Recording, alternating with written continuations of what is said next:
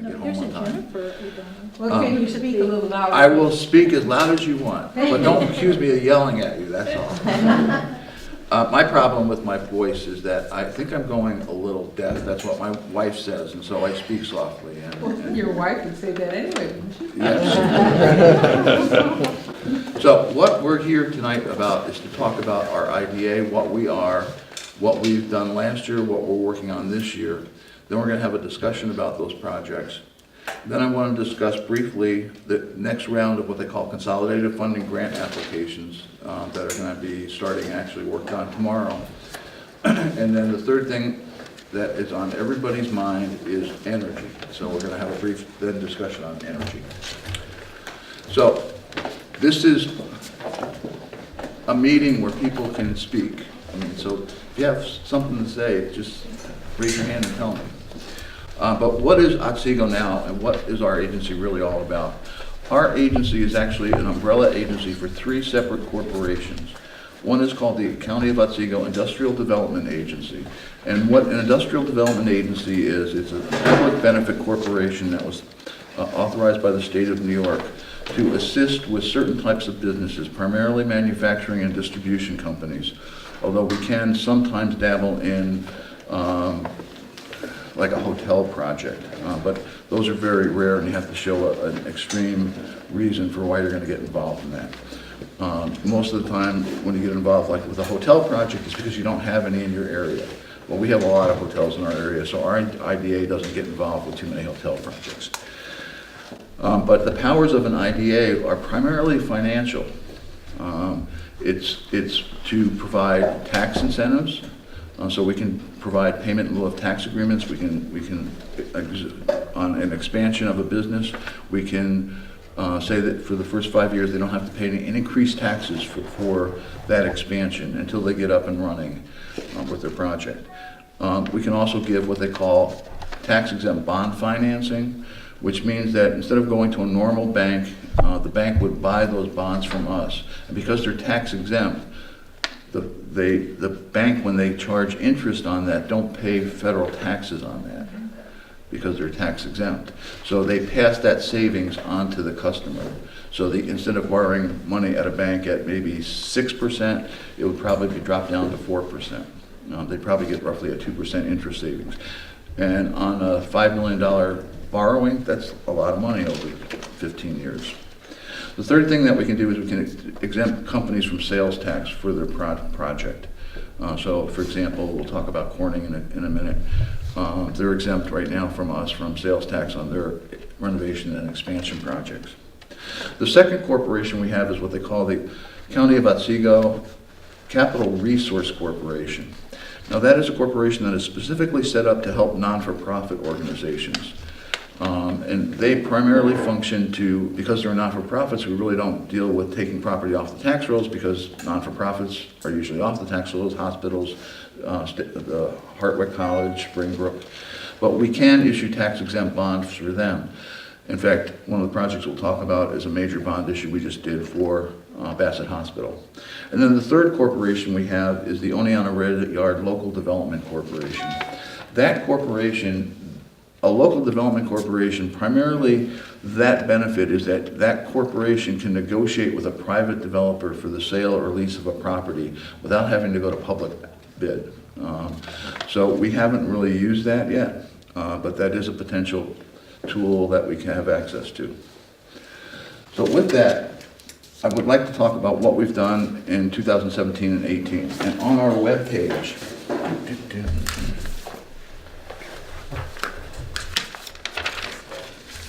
we have a report that's on our webpage that says 2017 to 18 Oneonta Progress Report.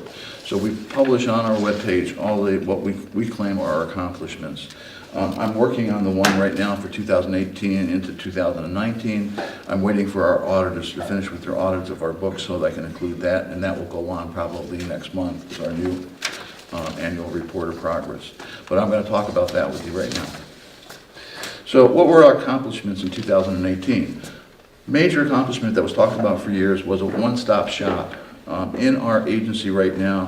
When I got there, I walked in and I said, I have a great office. I have a 5th floor of an entire office building for myself. And I'm like, I can't afford to do this. So we tried to bring in other organizations, sister-related organizations. So right now in our office, within the past year, we have the New York State Small Business Development Center is in our office. The Otsego County Chamber of Commerce leased space from us and has the offices right next door to us. We leased space to the Center for Agriculture, Development, and Entrepreneurialism, CADE. They rented our mezzanine, and we're working with a number of their farmers to run their business plans and trying to help finance them. We moved in what we call Southern Tier 8, which is a 8-county regional planning agency out of Binghamton. They're leasing a space for us for a staff planner to represent Schoharie, Delaware, and Otsego counties. So we have a full-time staff planner for that regional agency. And then this year, all of us kind of work together. We have regular staff meetings. We talk about different projects that we're working on where we can help each other. Small Business Development Center will be working on a business plan. They'll come to see me about helping their client with financing. Same with CADE. All 3 of those organizations run training programs. So the Small Business Development Center just finished the training program today for, I think, 17 or 18 individuals. So we share our common conference rooms and space for all those organizations, and it's really working out well. The IDA in particular worked on a number of projects in the past year, and one was a couple of major ones with the Corning in the city of Oneonta, major expansion plans. Actually, it's renovation plans. It's roughly an $11 to $12 million renovation of their existing facility. The facility is roughly 50 years old. That was really important to us because Corning announced back in 2017 that they were making roughly a $40–50 million investment in Corning, and we were concerned that they were going to consolidate the Oneonta offices and manufacturing into Corning itself, where their parent corporation is. So we're really pleased. We negotiated a payment in lieu of tax agreement with them. They signed an agreement that those 175 jobs would be in Oneonta for another 15 years, because that's how long the agreement is. And we gave them in addition to a standard pilot agreement, we didn't deviate from it, we gave them a sales tax exemption. That's really what they were interested in, was the sales tax exemption, because on $11–12 million expansion, the sales tax on the contractors is a big number for them. In addition, thanks to the town of Oneonta, we also worked with Custom Electronics in the town of Oneonta. The town sponsored our application to the New York State Office of Homes and Community Renewal, and late last year, we received a $750,000 community development grant to assist with their expansion. They're actually going to be renovating the facility on Windy Hill. Thank you. And the bulk of the expansion will be new equipment at their Brown Avenue facility. So we were not expecting them to move that quickly until the spring to start the renovations, but they've actually hired new people already at their plant. They're planning on adding another 50 people on top of their 75, so they'll go to 125 people. And they've actually started ordering equipment. Where is this? I'm sorry? In the old Agway. In the old Agway. Oh, Windy Hill Road. Oh, yeah. Andela Products in Richfield Springs. We worked in combination with another organization called Mohawk Valley Edge, another economic development in the Utica area, to do a joint application on behalf with Andela Products. They received a $960,000 Empire State Development Grant, and we're in the process of evaluating 3 different sites for a new industrial park with them. What do they do?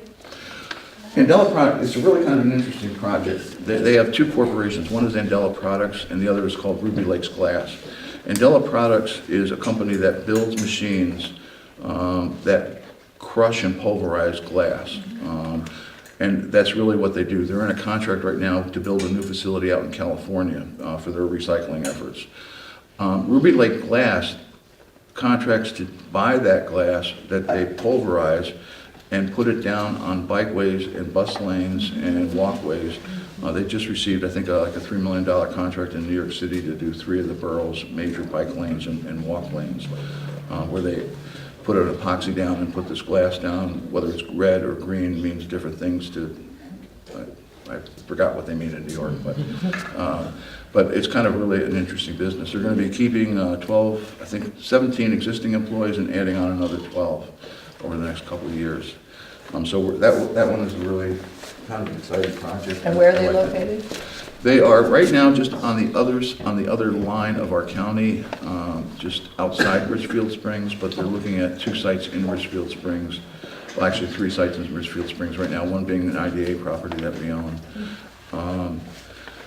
to do their new building, roughly an 80,000 square foot building that they'll be building. How many new jobs did you say, Joey? I think it's 12 new jobs and 17 or 19 retained jobs. We also, in concert, we're working with CADE. They identified a local meat processors that needed some small assistance. We were able, thanks to your efforts, she wrote the grant to get a $30,000 grant from Empire State Development toward Steiner Meat Facilities expansion. And we will be looking at possibly, well, I'll come to that in 2019. The other big issue, we're still having problems financially, our agency. For the last 4 years, we've run deficits every year, and that was because we took on a new office look, and we started undertaking a lot of projects. We acquired the railroad property, but for the last 4 or 5 years, we've run deficits in our agency. This past year, in 2018, the IDA finished for the first time in 5 years with a positive cash flow. We actually have an extra $200,000 in revenues that came in. So that was good for last year, but every year it's a struggle for us. The Capital Resource Corporation, because they deal primarily with hospitals and non-for-profits, doesn't do a lot of activity. However, we did do a major bond refinancing with Bassett Hospital this year. It was a $72 million bond issue to refinance their debt. That provides them with better cash flow for their hospital to be able to manage their daily operations. Because of that bond issue, our revenues increased for that agency by $360,000 this year. So what are we working on now? That's the big question probably everybody's asking.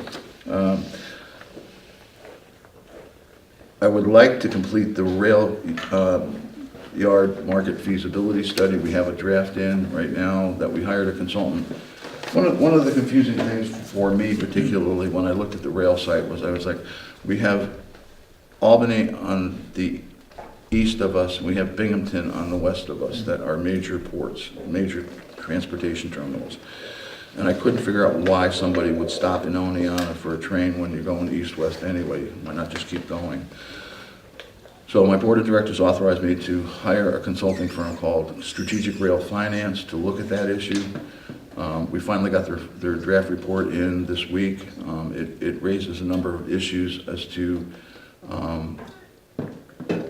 how much time and effort we're going to be putting into additional rail users. The problem that they've identified is that rail users, in order to make it economical for Norfolk Southern to stop, you have to average about 2,500 carloads a year. That's a huge volume. That's roughly 6-7 a day.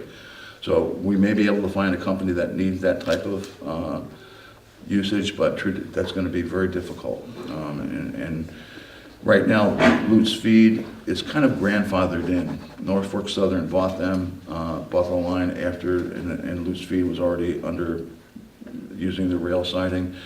I think if Lutz Feed came here today, they probably wouldn't get Norfolk Southern's permission to have a rail siding there. So we're really reevaluating that right now. Excuse me, what other rail sidings do we have besides Lutz Feed? Don't we have one down by Foley Farm? Is there a rail siding there or not? There is a rail siding that's there, been defunct for quite a bit. Yeah. It's right on where Mr. Mano's building is at the entranceway. Right. And that is another area that we're considering whether to open up or not. We've had some small companies talk to us about that they would be interested in having rail siding.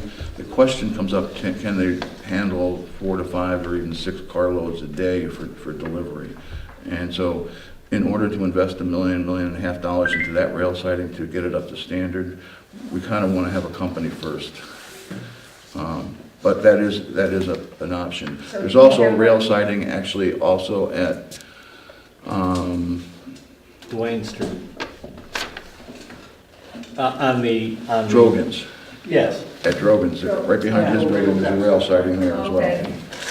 well. So we do have a potential for additional rail sidings. How many rail sidings do we have within the Oneonta town perimeter? How many do we have? We have one active one, that's at Lutz Field. Just at Lutz Field right yeah. now?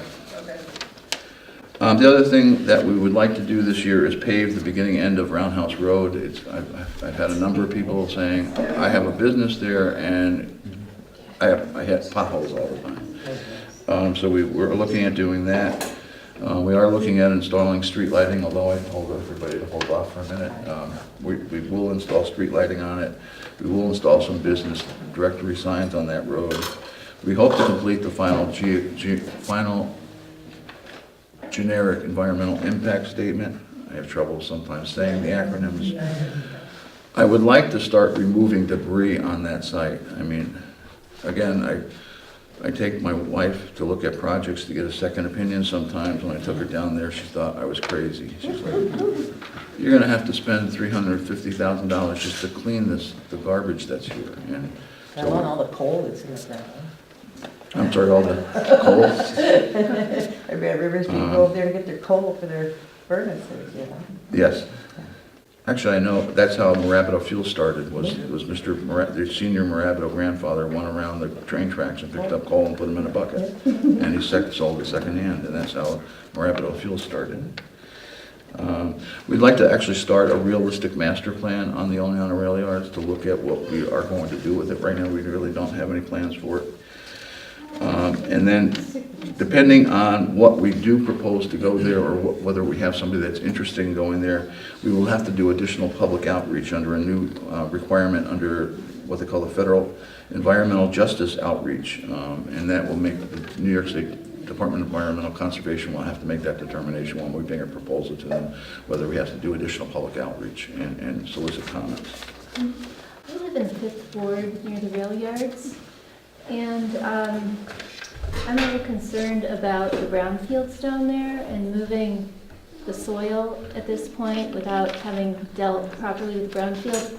I understand that Dr. Ronald Bishop looked into it further and has a lot of concerns about what's still there.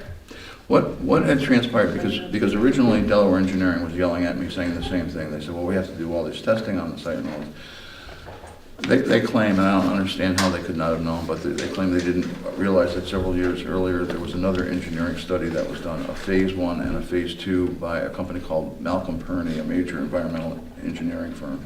And they actually did 20 or 30 borings. I don't know the number, please don't come back and say, you told me 20 or 30 and it was only 18. But they did a number of samples that was accepted by DEC, and actually the site was somewhat remediated already, and that remediation was accepted by DEC as complete to acceptable standards. You're going to That's have on- to speak a Oh, little out, that's- please. That's on the property that we own, the 89 acres, because that was the basis originally for saying that we could go ahead with possibly looking at acquiring that, because those tests were done. The rest of the rail property that's owned by the rail company, I can't attest to what is on there. But they wouldn't have to test that anyways, right? They won't. You're just around Roundhouse Road area. Yeah, I guess I'm concerned about what was reported in the GEIS that Dr. Bishop looked at, and I think he is going to be able to look at the Malcolm Kearney report, but for some reason it wasn't available easy to get. But Yeah, I know. I'm just concerned, because I don't want to breathe that, I don't want my neighbors to be breathing that. I don't want to walk there if there's a problem either. Not just you, me. Yeah, but I live there, so. No, and DEC contacted me 3 weeks ago and asked for copies of the Malcolm Perney report. And I said they're available by the city or Delaware Engineering, we've Yeah, given we asked copies. the city. And DEC told me the same thing. They said, if you can send them to me, it'd be easier than trying to get them from the city or your consultant. So we sent them to DEC. I got a letter back from DEC accepting those reports Monday, I think it was. Okay. So, but But as can we go look into along it with, more before we start digging but as we up? go along with more testing, there's always a possibility we may find something and have to shut everything down again. I mean, you never know until you actually move some dirt what you're going to find. Now, they did do, like I said, a number of test wells, both for groundwater and for soil analysis, but they didn't test every square inch. So there may be. Well, there may be some discrepancies there, so I'm hoping that gets looked into, because I don't want to. Yeah, no, I believe me, there's a daycare center on Roundhouse Road. Yeah. I'm real concerned on those issues. Besides the rail yards, what else are we working on? Well, we got this grant for custom electronics. That is obviously another priority for us to move that grant to make sure all the documentation there is there, that they do the things properly, that they actually do the expansion, that they do it in accordance with federal and state regulations as far as the grant requirements, and that we can document that 50 jobs were created. So that is a priority of us. I don't want to screw that up because the town will kill me. The other thing that we're working with on custom electronics is that they've reached out to us as part of the renovations of the facility, they would like to improve the energy efficiency of their building. Now, with all due respect for NYSERDA, their programs are basically loan programs. And if you borrow up to $50,000 at 2%, you can pay back their loans over a 10-year period. It's much cheaper than going through bank financing. There is one program that I found that I referred 2 days ago to Custom Electronics, which actually is a New York State Electric and Gas program. They will provide up to $20,000 for a study and up to $50,000 for implementation of that study, and they will pay 75%, 66%. 66% of the entire cost. So the company would have to pay 33%, and NYSEG would pay the other 66%.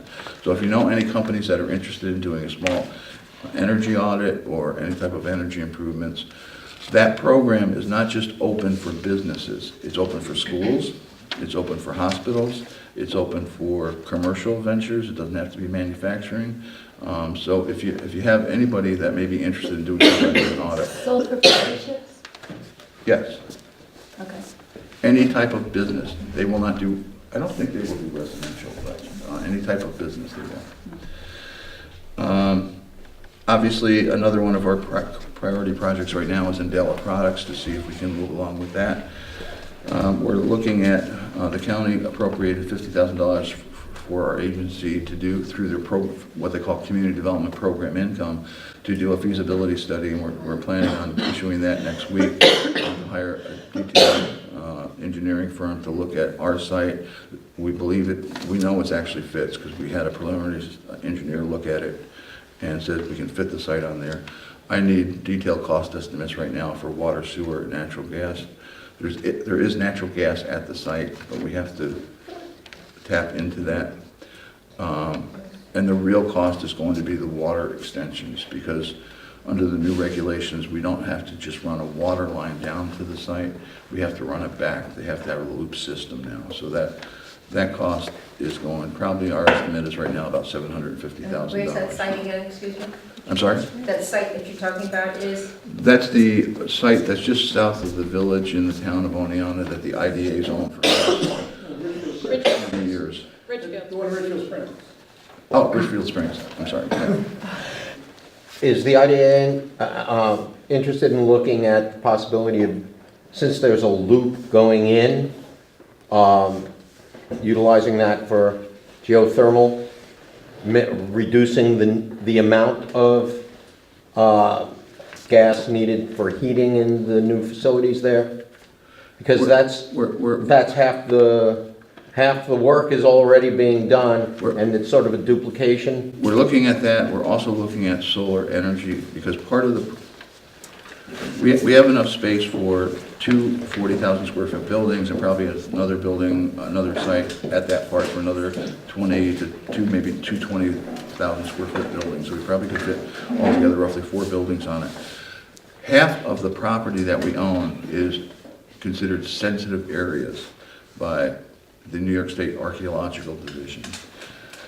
And what we suggested was to put a solar field on that property, and we're having problems with them saying, well, we have to go to a phase 3. They will let us do it. Obviously, we're looking at solar on the buildings as well, and we certainly will look at geothermal. I mean, Andela is a real environmentally conscious person. She wants to make those type of improvements to her building. So we are looking at those two. We are not in Richfield Springs looking at any wind development. I'll get on. Obviously, the other one that we're looking at moving ahead on is Steiner's Meats. At Corning, we've been working with Corning Products in Oneonta to put up a solar array on their property. We're in the final stages. We're just trying to work with the company that won the bid on that to determine whether we're going to provide a pilot payment for them. We expect to complete the airport and feasibility study of whether the IDA were to acquire that in the next month. And one of the reasons I'm here tonight is that we're preparing to update our county economic development strategy that the IDA has. And we're soliciting input from people as to what do you want us to do and what I know what some people don't want us to do. So with that, I want to stop and just talk about what we're working on and whether you think that those projects make sense. Is there something more we should be doing? I mean, I went to Hartwick last night and a bunch of students raised a very good question, and it's like, why don't we have a sports dome? There is nothing to do in the winter here. And if we had a sports dome, you know, can't you put that in? And oddly enough, I said we have looked at the soccer fields that we own, and it's possible that we could look at the Oneonta Railroads for a piece but the problem with sports domes, and I explained to them, is I can't find a good operator. The IDA does not want to operate a sports dome.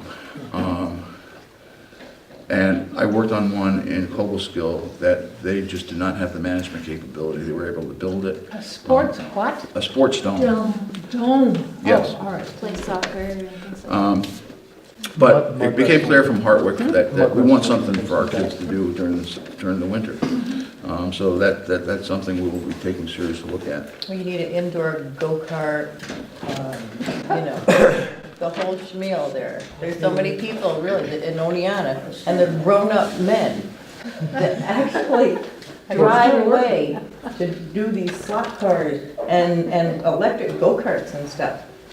And, yeah, they do that. They stop at the diner and say, guess where we're going? Those are Can't the do it type all of feedback that I'm looking for. A whole sports complex where they could do all that kind of stuff. I mean, somebody a couple days ago says, we have the baseball community, we have 2 major baseball areas, and we have 2 baseball bat companies. Why don't we have a composite bat company? And I'm like, I guess I never thought about that. But there's no reason we can't talk to some of the people that already make bats about going. And I didn't realize that composite baseball bats sell for $250 to $300 a piece. And these people who fly their kids in to play baseball here, every kid has their own personalized composite bat, and that's the new thing. So that may be some, I mean, we are listening to what people are telling us, so we'll be investigating a lot of that. Do you only focus then on manufacturing and distribution? What about knowledge-based businesses and, something my son could come back to, for instance, who's now an engineering student? The answer was, last year, the answer would have been yes. As I started off to say, IDA's, by state legislation, mission is to provide financial incentives to manufacturing and distribution. It does not do, we can't do office buildings, we can't do, except in rare cases, hotels, we can't do retail.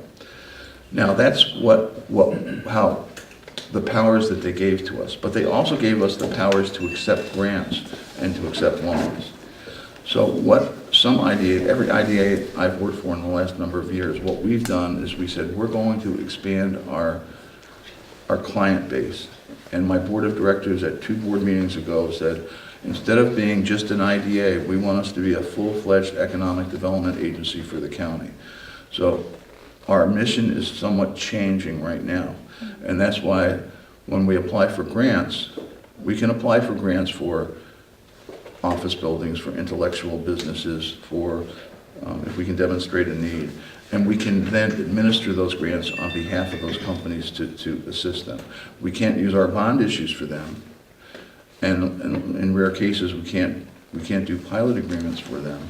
But there's no reason we can't help financially to either attract them or to finance them through other state programs, and that's what we're trying to do right now. So Now, if the answer was last year, we wouldn't have done a lot of non-manufacturing distribution, but our board of directors has changed and says we want to be a full-service economic development agency. So we are going to consider recreation, we are going to consider office, we are going to consider hoping to find somebody to build housing. One of the big issues that we have in our county and in actually the southern tier is housing. In our county, there's been more housing built in Delaware County in the last 5 years, 6 years, 10 years than there has been in Oneonta. And that's in the heart of the New York City watershed where the regulations are so tight to build new stuff. We don't have a lot of new housing being built here. Neither does Shenango County, neither does Broome County. Amphenol has, just over the border in Sydney, has roughly 100 vacancies right now. They can't find people because they don't have any place for them to live. They have a lot of openings. It's just that it's difficult when you interview saying, well, where would my family live? And, well, we don't really have a glut of houses because we don't have no new houses being built. So that's another issue that we're exploring. Now, you're expecting that all these things that you're going to be doing is going to bring in more jobs for people? More people. More people. Our goal is to bring in more people. For what? To do Because- what? Because right now, if our communities are not growing, we're dying. Right now, the school district in Chenevas has a huge major financial deficit. Oneonta School District has a huge, excess of $1 million deficit right now. And that's because our tax base isn't growing and enrollment is dropping because people are leaving the area. So one of the big issues is that we really need to bring in people to our community or we're going to start seeing first consolidation of schools and then ultimately closing of some of those schools. Well, you're just saying you need more housing. Well, why would people come if there's not any housing? Well, what we should state is there's 500 open jobs, well-paying jobs within 40 miles of here, right now, that people can't fill. Hospitals, colleges, businesses.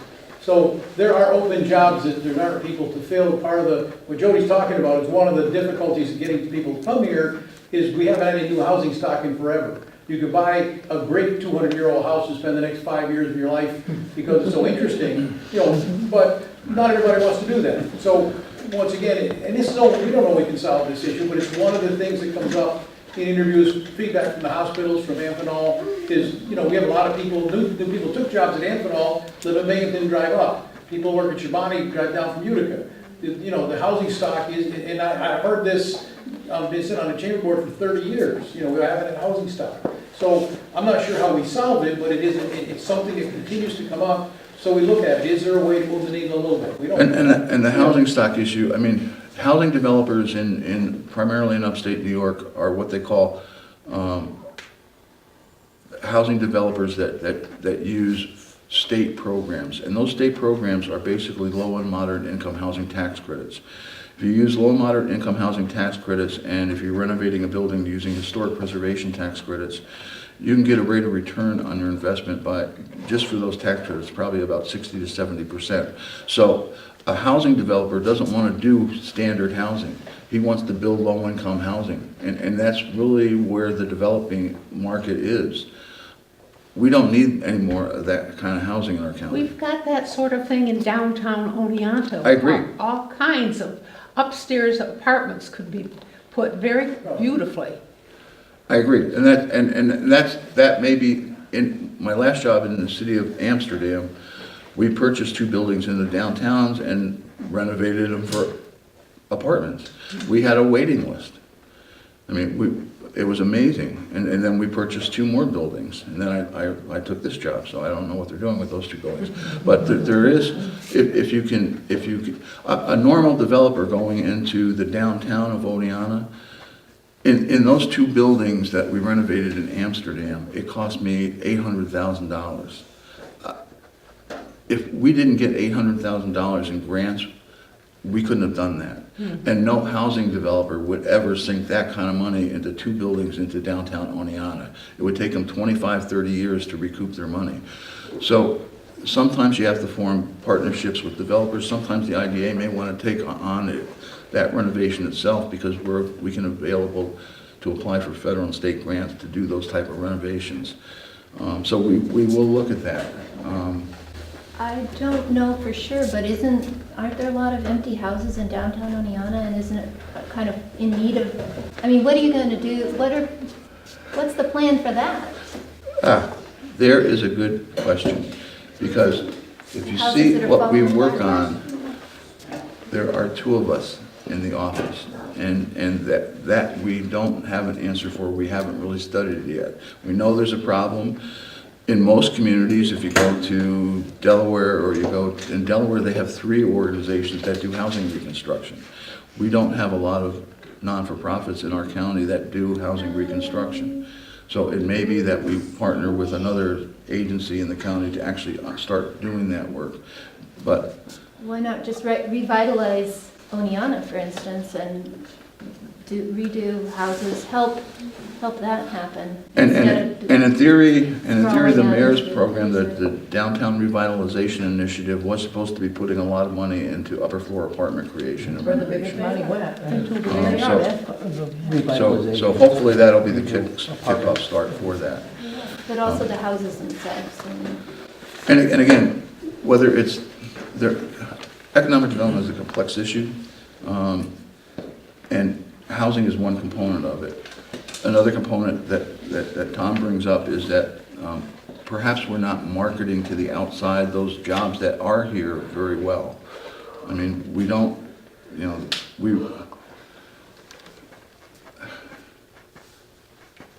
if you go to the Workforce Investment Board's webpage and you look up available jobs, it'll refer you to their Facebook page. And when you go to their Facebook page, it really doesn't list any jobs. And I've had a couple of meetings with their executive director and explained that. I said, it's really hard to find jobs here sometimes. And she says, well, you go to Indeed, and they have a web page that refers you to Indeed and job search. And I'm like, we've got to rethink how we're doing some of these programs here and how we advertise, how we market ourselves. The Chamber of Commerce is a good agency that markets their events. We do not market and I will say our region, whether it's Oneonta to Binghamton, we do not market ourselves to the outside world very well. And so for a lot of times, people don't even know where Binghamton is. People in Binghamton don't know where Oneonta is sometimes. I had a meeting in Binghamton a couple of weeks ago. I was talking about Corning's expansion, and they said, I thought you worked in Oneonta. And I'm like, yeah, we have a Corning manufacturing facility there. And they were like, I didn't know that. I said, it's right off 88. How can you not see it? So, I mean, being 40 miles away, 50 miles away, and we don't know what each other's doing. We're trying to change that. And we're trying to work together, and at least on the marketing component and the housing component. But again, those are, that's kind of what I'm looking, and if you don't have, if you want to give me suggestions, go to our webpage and email us. Or I didn't bring enough cards tonight. I brought up a whole bunch last night. Nobody took any. But yeah, One of your projects is the Oneonta Rail Yard, right? yes. There's been a lot of discussion in the paper recently and comments from Mayor Herzig that one of the goals of developing the rail yard is to eradicate poverty in Oneonta, which the poverty rate is substantial in Oneonta, 29%. So I was wondering, given the demographics of the poverty in Oneonta, which occupations that are projected to grow in the Mohawk Valley region and in the southern tier would be good labor sectors for us to recruit from? Okay, we're currently analyzing what companies are here right now. And obviously, we have a huge healthcare industry here. We want to see that grow and strengthen, and we expect that you'll see that grow and strengthen because of the aging population in the United States in general. So that is one area that we really want to focus on and target. As Tom mentioned, there's probably 125 vacancies at our local hospitals right now. And we're not marketing that well enough to attract people to bring them in here. So that's one area. Obviously, a secondary cluster that we have here is education. We have State University of New York, we have Hartwick. Hopefully sometime in the near future, we'll have some discussions about a community college. But that's the type of, we want to strengthen that education component. The third cluster that we have right now is electronics and batteries. And we really see that as a niche market that I've been working with one of our companies to talk to a company overseas that makes batteries. And I was told today that there's another company that makes batteries that may be interested in talking to us about coming here. So that, and the reason that's important, I'm really familiar with the pharmaceutical industry when I worked in Norwich. Norwich Pharmaceuticals, you have Alvergen, you have Carey Biosphere, you have all these pharmaceutical companies. You say, why would they all be there? You go to Nutley, New Jersey, there's 8 major pharmaceutical companies, Ciba-Geigy and all these. Why do they cluster together? And in Amsterdam, we had generating companies, large turbine generating companies, PCT, a number of 3 or 4 different generating turbine companies.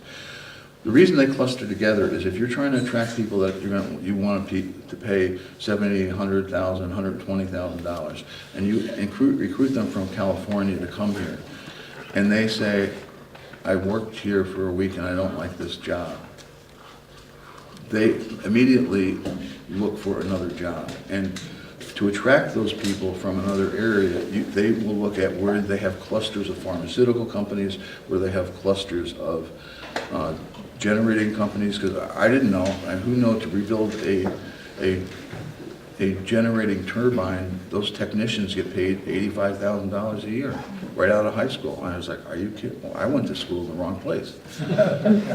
But I was amazed that they. But those are the type, they look for jobs where they have clusters of these type of, and pharmaceuticals is another one. So we're trying to do that with the batteries. We say we have a number of companies here that are batteries, we can make that a stable, that's the type of companies we want to attract. Now, the other companies, the new companies that you're asking about, obviously one of the biggest #1 growing companies in the United States right now is solar energy technicians. And obviously we've been having this debate, we'll come into the energy real shortly, but that is another possible thing that we should be looking at, what type of solar energy companies can we help expand and grow here. So with that, I want to briefly, because I don't want to keep you too much late than where we are right now, the next thing I really want to quickly talk to you about is the Consolidated Funding Application Grant Rounds. I'm going to a meeting in Utica tomorrow to meet with Empire State Development and all the IDA directors to actually kick off the beginning of the next round for consolidated funding grant applications. And they will award probably $750 million statewide. Our region is expected to get probably anywhere between 80 to up to $150 million in grants to dole out. And probably they will, what the state of New York did 8-9 years ago was they went to a system where you put your applications online into a computer, and they ask you a whole bunch of questions on your project. And depending how you answer those questions, they will identify for your particular grant application all the funding applications that you're eligible for. So you may be eligible for 10, you may be eligible for 2, but it will tell you, and then it will custom make an application online for you to answer all the questions for all those different agencies. And then you have to submit it by the end of July. Now, some of the flaws in that system is that I likened it last night to a bank. Imagine going to a bank for a mortgage, and they say, well, you got to come back April 28th because that's the only day we accept these applications. And then for the whole next year, you have to wait before you can submit another application for a mortgage. I mean, it really is kind of a strange way to do business, that one day a year, we're gonna award these grants, and then you have to wait a whole nother year to submit anything. So that's one of the drawbacks. One of the good things is that anybody can apply online. It used to be that you had to hire a consultant, you had to talk to us about putting it on. You guys can do it yourself. Now, what we do is we ask anybody who's interested in doing an application to please let us know. And normally I check with all the people I know who are going to submit applications. Like, I'll talk to Judy Pagman at the city. I'll talk to the deputy mayor in Cooperstown.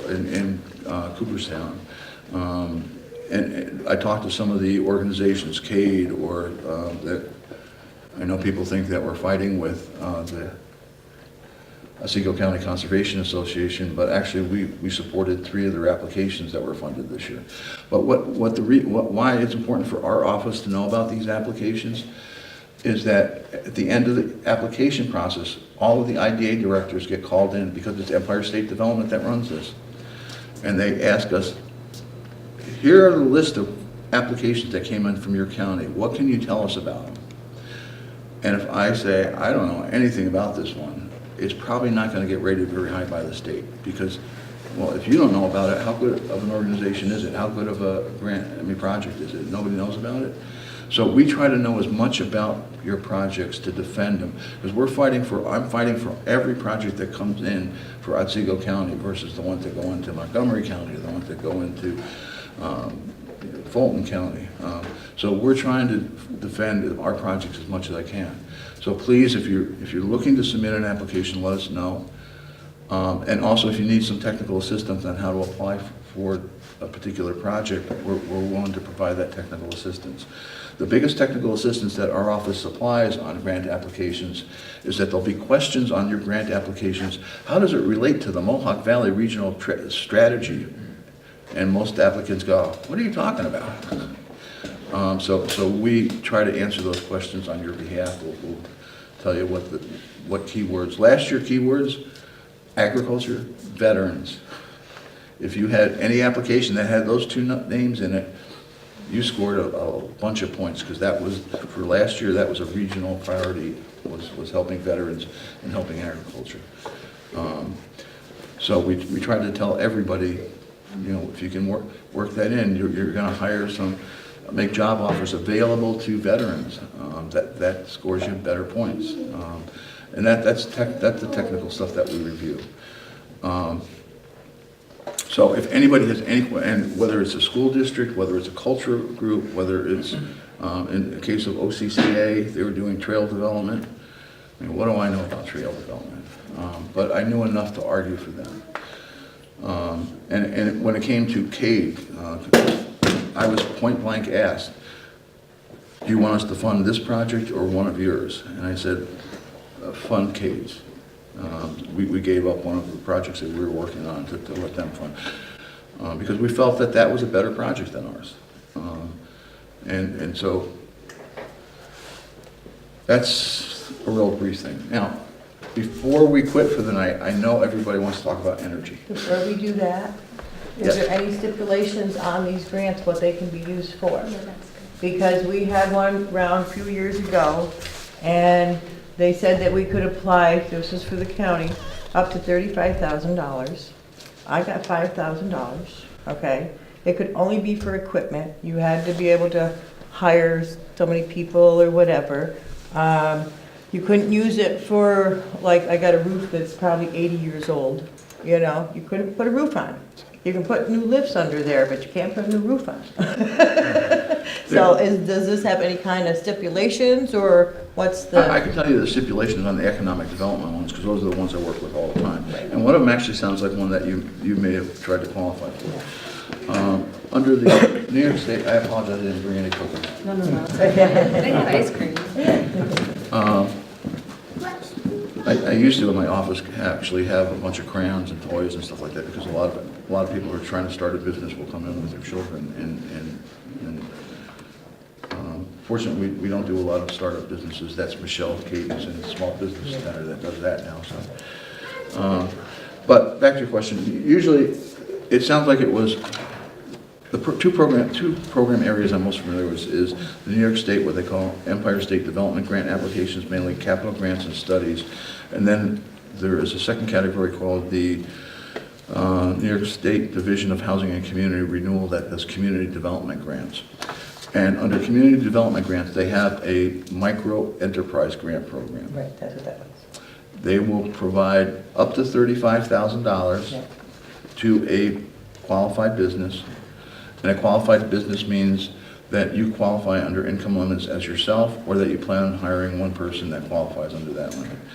If it's up, and it's up to $35,000. They have a stipulation that you cannot use any of their money for construction. Yeah. So you can use it for equipment, Yep. you can actually use it for working capital, Yep. you can use it for supplies and materials, but they will not let you do it for equipment. The reason they won't let you do it for equipment is because it's federal community development grant money where they get their money from. If you use any of that money for construction, it triggers what they call, you have to use Davis-Bacon wage rates in your construction. So it means if you want to hire a contractor to do some electric or roof work, instead of paying them what you normally would pay for around here, you have to use federal prevailing wage rates. That can double or triple the cost of your construction. It's really high in some cases. And so for small grants like that, they're like, it's not worth the effort to do construction. So they have a requirement for that micro enterprise grant, you can't use construction. In the case of Custom Electronics, we got them a $750,000 grant. They are going to do renovations to, yes. We specifically wrote in the grant application that the grant monies were only going to be used to purchase new equipment, that the company was using its own money to do the renovations. And as long as you separate them out that way, you can do that. Now, you still have to go, when you do an environmental review on it, you still have to review both projects, even though they're not paying for that one, because it's considered a joint project. You can't do one without the other. But those are the type of questions. If you have questions on those, contact me, because at least on the economic development type of grants, or community development grants can be used for more than just economic development. They can be used So for... on these grants that you're doing now, we go online to what? I don't know the exact webpage, but if you write in NYS, New York State, Consolidated Funding Applications, their webpage will come up. And it probably will not be functional until April. But I'm letting people know now so that we can gear up for it. Think about what you want to apply for.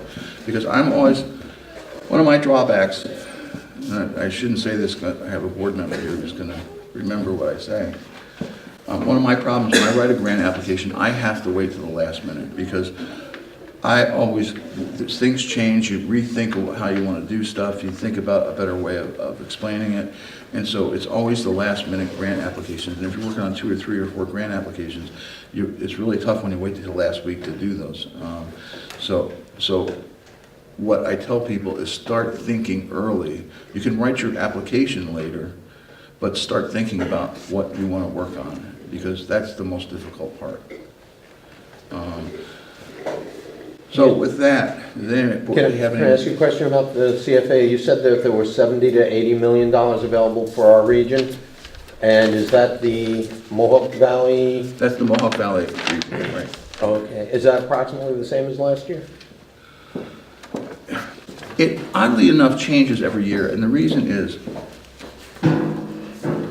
I'll give you an example with an infamous project that happened last year from our office.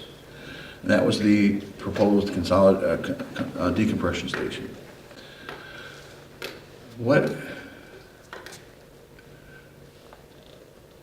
We were told that the magnitude of what we were applying for, $3.5 million, was way too much money for our region. They like to have projects at maximum of $1 million, $1.5 million, and to ask for $3.5 million was a huge sum that would have affected them. And what they told us was that they would have 2 requirements. One, go see Southern Tier region, because part of the project's beneficiaries were in Shenango County. They said, you're also helping Chobani, you're helping the Shenango Memorial Hospital, you're helping Alvergen, You know, and so maybe that they'll put up some money. So we approached them, and amazingly, they agreed to put up 1.75 million. Mohawk Valley listed 1.75 million as a holder for what they call a regional strategy for that project. And what they indicated was that they couldn't do that unless they got more than the standard $70 million allocation. Well, Mohawk Valley last year was designated a top performer. So because they got a top performer, the governor gave the region another $50 million on top of that $70 million. So last year was an exceptional year. We actually had like $120 million of projects that were approved. And all but 3.5 of it was allocated because our project is still in limbo. It was pulled off. So while the region had appropriated the money for that, that money has not been allocated for any project right now. But it can range from 70 million, I would say 70 million is roughly a good ballpark number to go with if we can demonstrate, and we lobbied, they will have the review team from the state come down and they will talk to us about why should we give you more money than anybody else. And so we made a tremendous presentation as to what projects we were asking for money for our region and why we should deserve more money. And the state reviewers, which are commissioners of every agency in the state, recommended that we got the extra money. But it's a competition base. You're guaranteed roughly 70 million. You may get up to 150, probably 130, 40. So energy, I don't want to, I kind of hopefully split it up into the right categories. I said this last night, and how we started getting concerned about energy, and apparently this problem has been around for 5 or 6 years, just that nobody's talked about it. Nobody's really made a point of it. Back last January, the state of New York will send referrals to economic development agencies and say, we have a site selection company that's looking for 20 acres of vacant property. It has to be within a 15-minute drive from an interstate highway. It has to be within 45 minutes of a major airport. It has to have municipal water, it has to have municipal sewer, and these are the requirements for its energy, electric and gas. And we can answer all those questions except when it comes to the energy question. We refer that to our energy supplier, so in this case, NYSEG. NYSEG sent back a letter to us, an email saying we cannot supply either the electric or the gas for this company. Which company was it? Well, they will not tell us what company it is. The state of New York keeps code names, and this is what I'm embarrassed about, because the code name, and this says something for this whole project. The project name was Project Dumbo. And how appropriate it turns out that was the name. So to this day, we only know it was a Chinese company. That's all they would tell us. And in fact, even if we got them, if we had enough gas and we had enough electricity, and they came here for a site visit and we got to meet with them, that's when we find out what the company actually does. And we may have said, we don't want you. There's no guarantee that we would have even liked this company. I'm working with a company right now that's looking at a major expansion for his company. It's a small company. And they're talking about they'll only be hiring 10 to 15 seasonal workers in the summer, and they're paying minimum wage. And I'm like, how does that help our residents? I don't need minimum wage jobs being created on a seasonal basis. I mean, we want good paying jobs. So it may be Project Dumbo was even worse than we thought. But anyway, we said, how can we not have enough electricity and not enough gas? So we asked NYSEG to meet with us, and they sent their public relations person. And it was like, oh, this is going nowhere. So we asked our senator if he could arrange a meeting with NYSEG for us. And he arranged a meeting in Albany with the president of NYSEG. And everybody got along except the president of NYSEG and myself. We had a real, I think, personality problem or something, or I said something that I shouldn't have or something. But he did agree, because the senator was there, that he would have his staff work on it and get back to us. And the first meeting he got back to us, and their staff really had no suggestions other than showing us that we didn't have enough gas. And we'll tackle the electric issue at some future date. That was reported in the newspapers, and I think it got reported because one of our energy advisors at that time is a very notable person in Cooperstown, and for us to ask him to come meet with us, he's also an environmentalist. I think people were shocked that he came with us to that meeting, but it was reported in the paper. And as soon as it got reported that we were meeting with NYSEG on gas issues, I got a call from an anonymous college here, one of their board people or one of their staff people, and said, we have a group that we're resurrecting that we started meeting 3 or 4 years ago with, and we really never got to accomplish what we were hoping to. And it's called the Interruptible Supply Group, and we want you to come to one of our meetings and talk to us. Well, that Interruptible Supply Group included the State University of New York, it included our local hospital here, it included Loose Feed, it included Chobani, it included Shenango Memorial Hospital, it included Alvergen in Shenango County, and it included Carey Bioscience, another pharmaceutical company in Norwich. And we all got together and we were talking about it, and that's when they said, well, we get shut off in this winter because there's not enough gas supply when people turn on their heating in their house, and can you include us on these discussions? So we said, we'll keep you informed and we'll invite a couple of you to meet with us. Throughout that process, I personally met with 3 different solar companies, 4 different wind companies, a CNG, compressed natural gas company, a liquefied natural gas company. I mean, we tried to investigate all different things. Now, right or wrong, NYSEG came up with a proposal to solve everybody's problem. They're going to build this huge CNG facility that would only have to be operating 2 or 3 months a year, but would give us ample supply for all the interruptible supply companies. And They were going to build what? I'm sorry, They were going to build what? what they call a decompressor station, which That was actually, NYSEG's proposal? yes, that's not. What do I know about gas? That's what their proposal. Okay. They do this in Mechanicsville, they've been doing it for years, so it's one of their fixes. So in absence of having anybody from the solar energy, the people that I met with, solar energy, wind, CNG, LNG, come up with another, except for liquid nitrified gas actually was going to bid on NYSEG's proposal. They thought that they could adequately serve our area with liquefied natural gas. One of the problems with liquefied natural gas is you can't bring it in on a train, it has to be trucked in. Where, I guess LPN or compressed gas you can actually ship by train, but liquefied natural gas under the federal regulations, you can't do that. But be that as it may, NYSEG had this idea of what they were going to build. And they said, we're willing to put up $14 million, but you got to come up with 3.5. So, the IDA's meeting minutes tell a different story. If I remember correctly, NYSEG didn't want to pay for any of it and said it was on the IDA to do. Early on, that's what they And did say, that's correct. according to the minutes, it was Senator Seward who stepped in to help and got NYSEG to agree to go ahead and do this. The statement on NYSEG's non-participation was if we put a small decompression station at Pony Farm at the industrial park to satisfy one customer.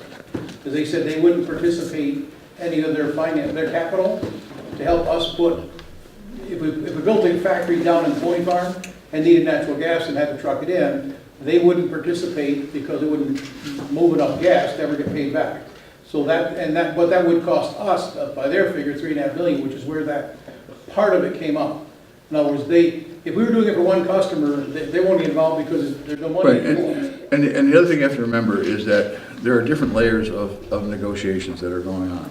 As I indicated early on in the beginning of the meeting, the president of NYSEG,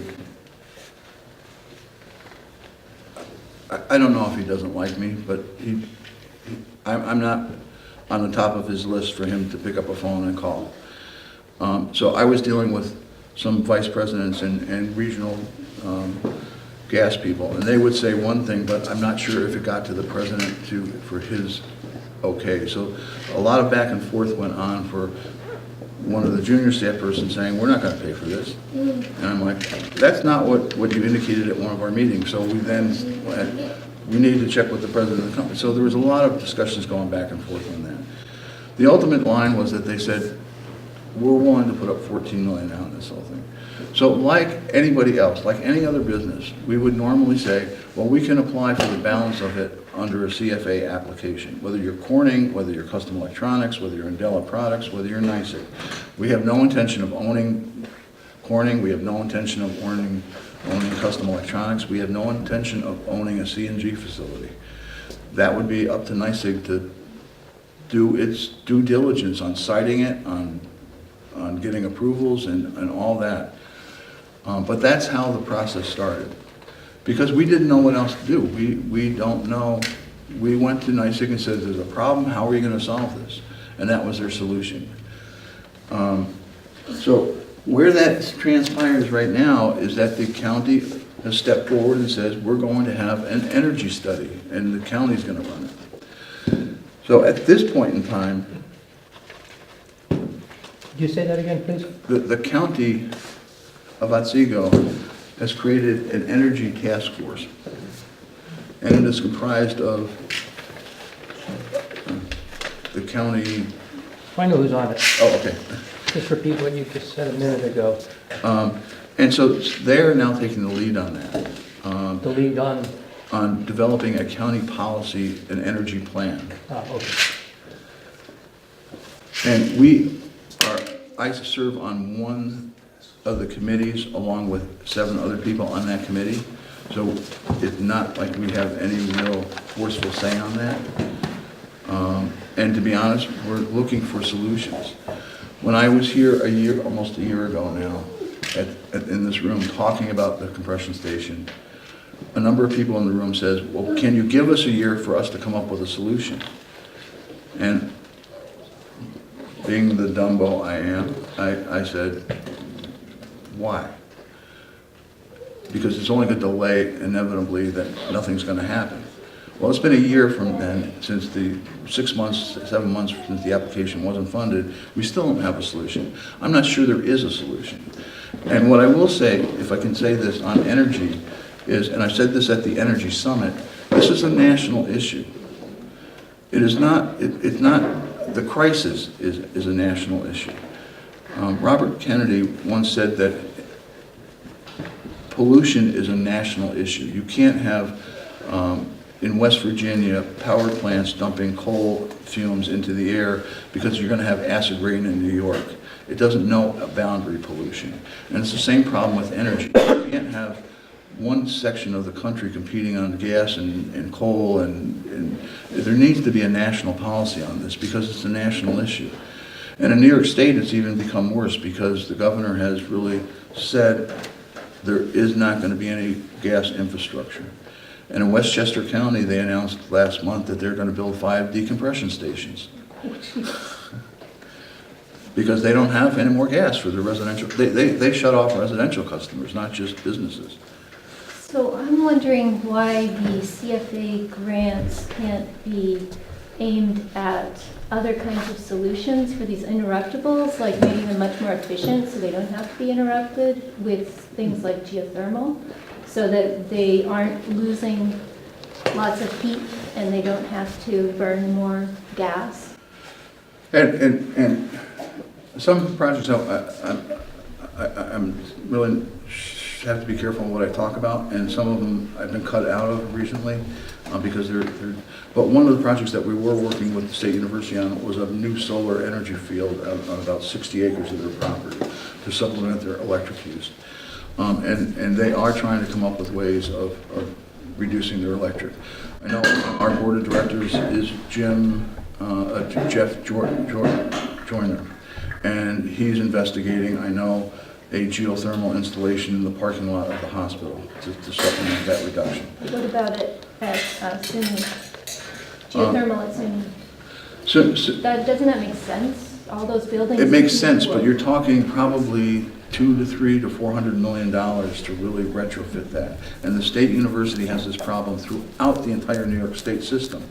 So they're not gonna just say, we're gonna fix Cobleskill and not do Binghamton and not do Oneonta. They're evaluating the whole system on a statewide basis, and there isn't enough money that the state university has to invest in changing everything that quickly. So but they are looking at it. SUNY And has an Hartwick last efficiency night- issue that should be addressed. And at your presentation yesterday at Hartwick, one of the students there spoke directly to that, saying how hot his dorm room is, and most people can't control the temperature. And I know from the number of students I deal with that SUNY has exactly the same problem. And if you drive through the campus, you'll see bedroom windows wide open in the middle of the winter, and that's because the rooms are too hot. And this kid last night, after I spoke with him at the end, said that he sometimes turns his air conditioner on while the heating system is running because he can't stand the high temperature. Right. So, if their energy is being interrupted, if their gas supply is being interrupted 4 days out of the year, I'll bet that could be cut in half, at least in half. And Simply you may be very right. by sensible use of the gas that they do receive. And you may be absolutely right. It's just that I don't, and maybe that is our job, and that's what we're trying to listen to people here. I didn't think it was our job, the IDA's job, to go out to individual companies and say, you've got to improve your, and that may be what we should be doing. Well, why not? I'm listening to If it's interfering with economic growth in the region, because, freeing up that gas for others to use for economic development wouldn't be a bad thing. No, I agree with that. As you said, yeah, you failed to say tonight, we're not energy people.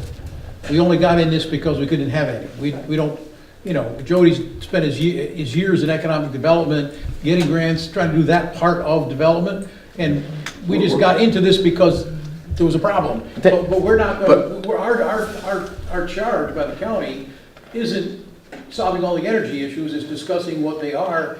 Somebody else needs to take a lead on a lot of different things. We do have some other projects to work on that we can work on. We'll keep working on those. And hopefully the county is taking that lead in Correct. identifying those issues that can recommend to Hartwick, can recommend to SUNY, this is what you need to do, this is what you have to do. I mean, they're in a much stronger position than our local IDA to take that on. The IDA has talked to GE about putting turbines in a gas power plant down in the rail yards. That seems like that's an energy issue that you're getting into. No. A turbine. You've talked to GE about, I talked to GE saying, can you help solve our energy problem? so that's getting into energy, right?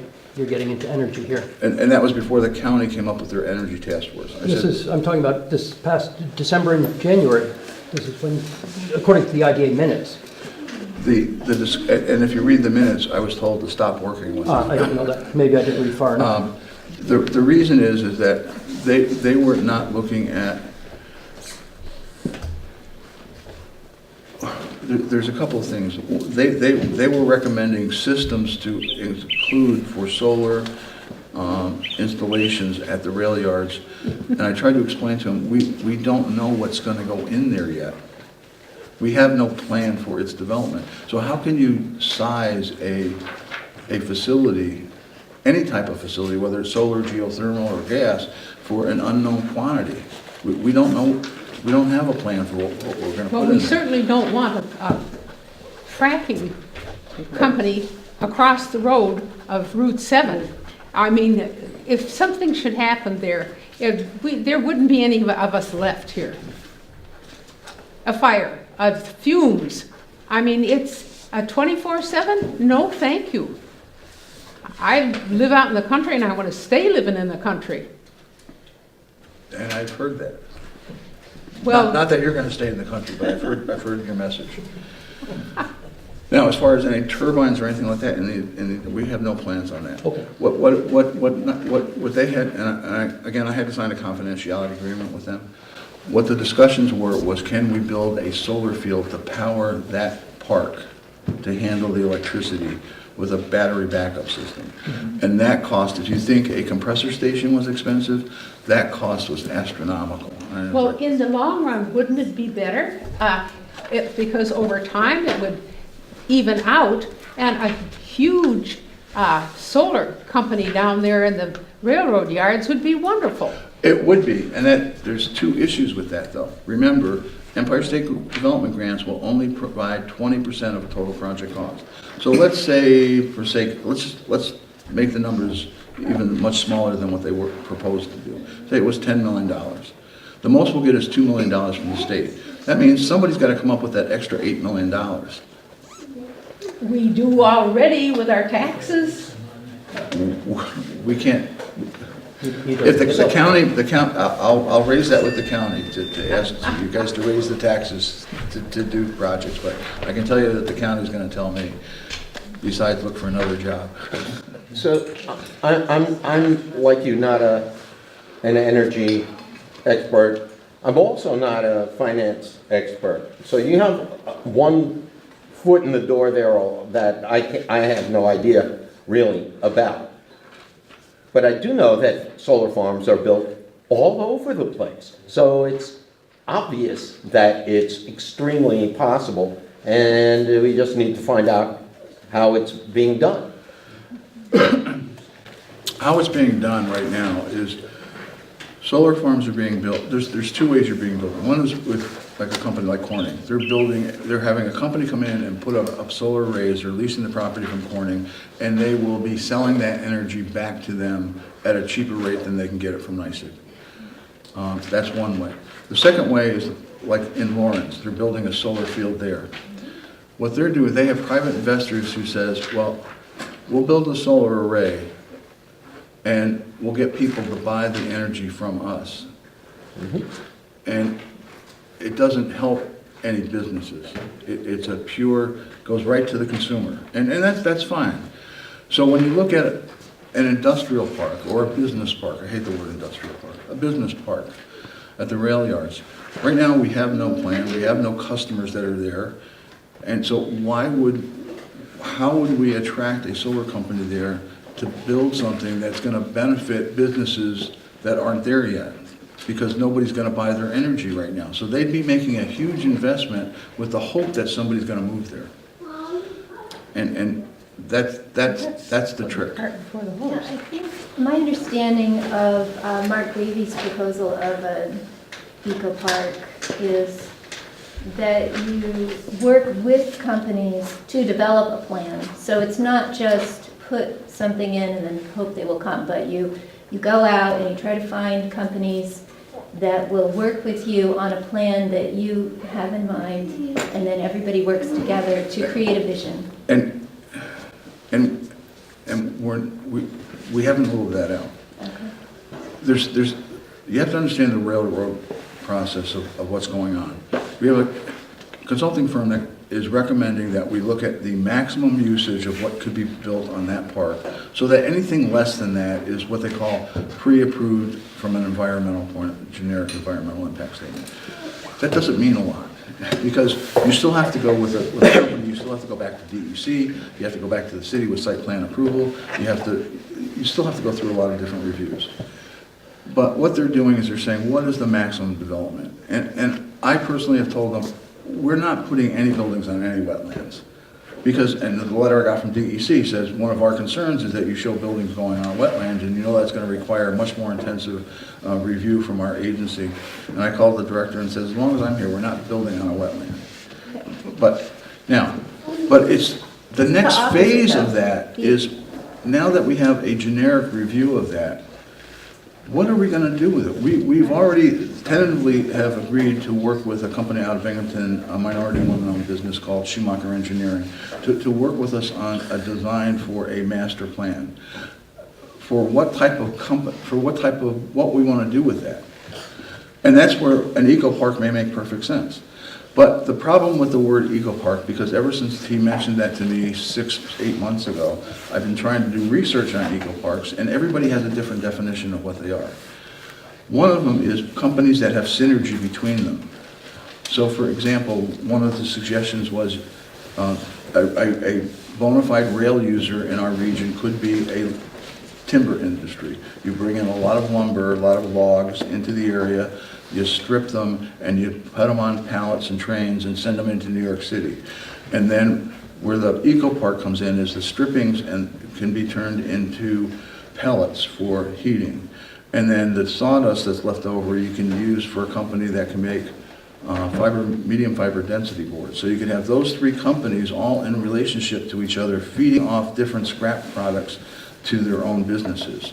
So it maximizes the use of all the waste. That is technically an eco park. I would be shot if I tried to tell people I want to bring in 300 logging trucks into the rail yards. But we don't have to do it according to somebody Right. else's definition, which we I talked understand about. Yeah. We can define it ourselves and create a park within the I agree. parameters We wanna live that there. work here. I agree with that. But all I'm saying is that we're a staff of two. We are trying to investigate that. That's one of the reasons I'm having meetings like that. If anybody wants to help work on those things, they certainly talk to us about that.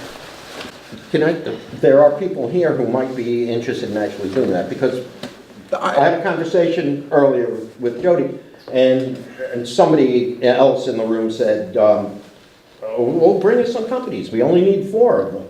So, and I thought, well, let's see what we can do. It takes one well-written letter and a crew of people to work for a few hours one night addressing envelopes and stuffing them. And if we can recruit an ad hoc committee of people to do that now, I say let's go for it. I agree. I mean, Because there are companies out there, there are hundreds of them that are committed to environmental causes. I have said often, maybe not to this group, that I can use all the help I can get. So any group that wants to sit down with me and try to approach other companies, approach the type of companies that you want to see there, when we actually start working on a master plan, I would like to have people involved with us from the community saying, what do you see, how do you want to use it? My board chairman, about a month ago, and we've been having this conversation as he's in Texas this month, but we've been on the phone about this, is looking at how can we make a connection between the rail yards and downtown Oneonta, and actually have bikeways and walkways that go from that property into the downtown. And so nothing has been ruled either to go ahead on the development yet, or has been ruled out. Well, certainly some things have been ruled out. There is a misnomer that somewhere along the lines, we had planned on putting a decompression station in that park. That is beyond, I don't know where that came from. We've always suggested that it was going to be, our preference was, and I know that it's objectionable, was in the Pony Farm But you Park. said it when you were here in August, that alternatively it could be put in the rail yards if it wasn't approved at Pony Farm. You said it here in August. What I said was one of the sites that NYSEG identified was not the Pony Farm Park, but they identified a site that was at Lutz Feed, because they were one of the The rail Interruptible yards, supply. the rail yards were mentioned in the idea. well, they shouldn't have been if I said. And I think it was the What they were looking at recommendation of was Delaware Lutz Feed's Engineering. site, because they were an interruptible supply.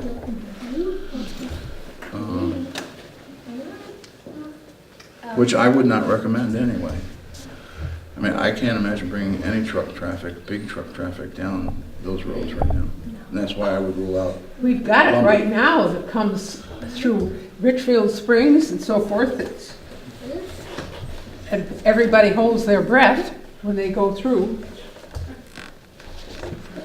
So this year, you're not planning to reapply for the consolidated funding application for decompressors?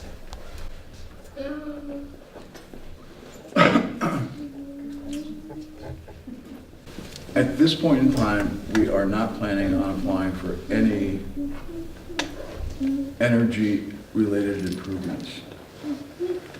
That's not to say that if somebody from this group or somebody from another group has an idea. My board of directors has said, if somebody comes to see us with a bona fide project that wants to build a solar project, wants to build a decompression station, wants to build, not a I would think deforestation, common sense would enter into some of this, don't you? underground geothermal system, or even a wind turbine, that we would consider helping finance that and assist them with the grant applications on that.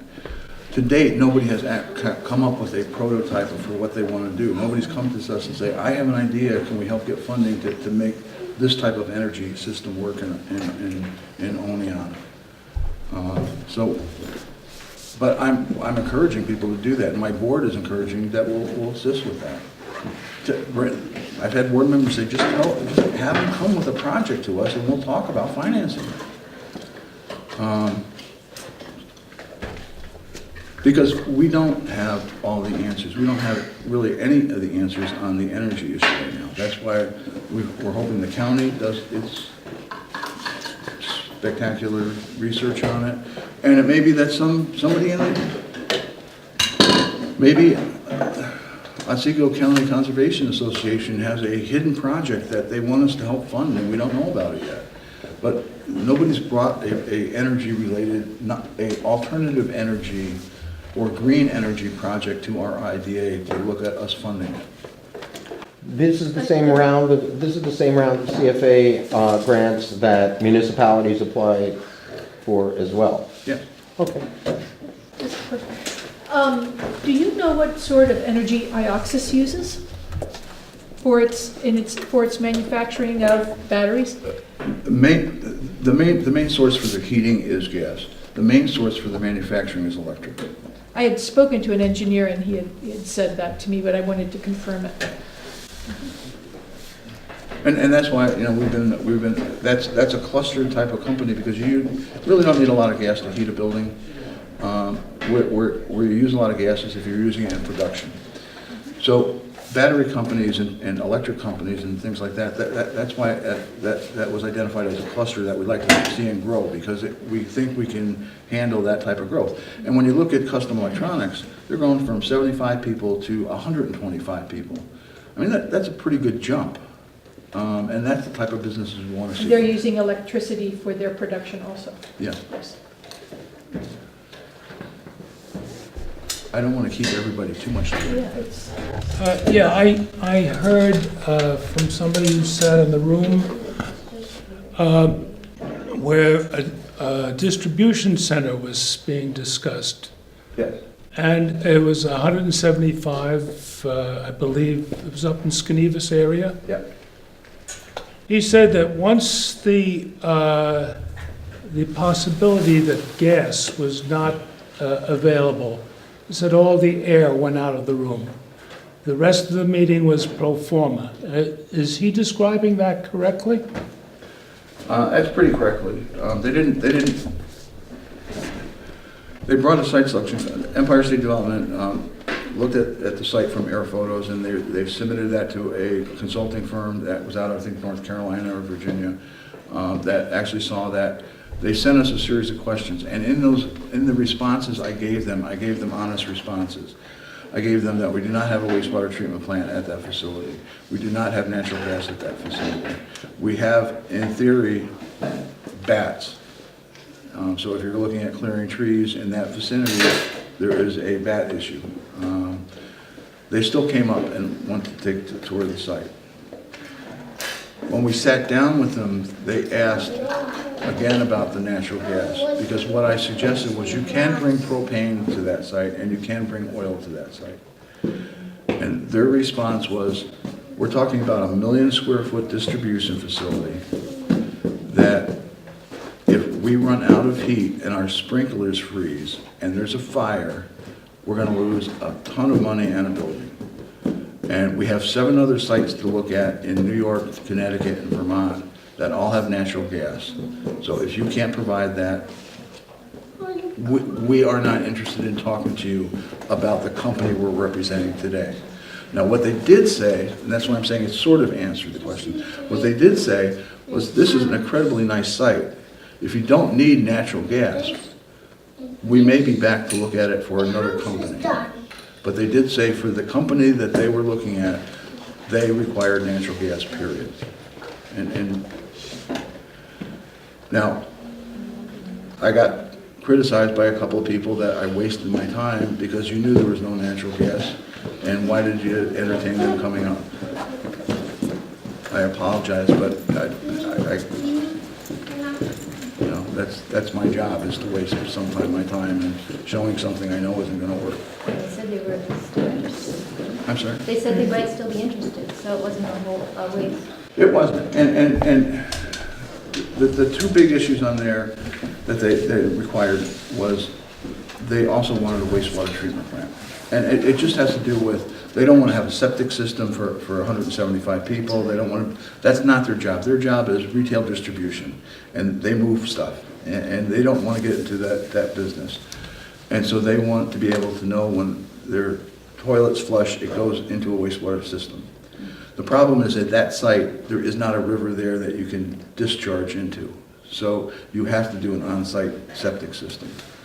There's just no way of having a separate discharge that would go into a river body or so that's a challenge that we have to look at.